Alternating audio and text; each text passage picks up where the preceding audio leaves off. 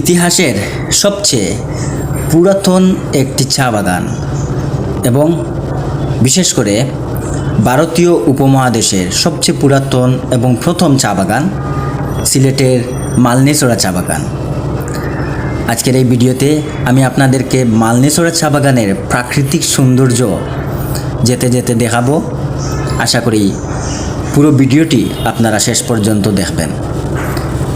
এর আগে অনেক ব্লগে এবং ছোটো ছোটো করে ভিডিও রিলস অনেকগুলো দিয়েছি, বিশেষ করে মালনীছড়া চা বাগান এবং এয়ারপোর্ট এলাকা সংলগ্ন যতগুলো চা বাগান আছে সবগুলোর ভিডিও করেছি।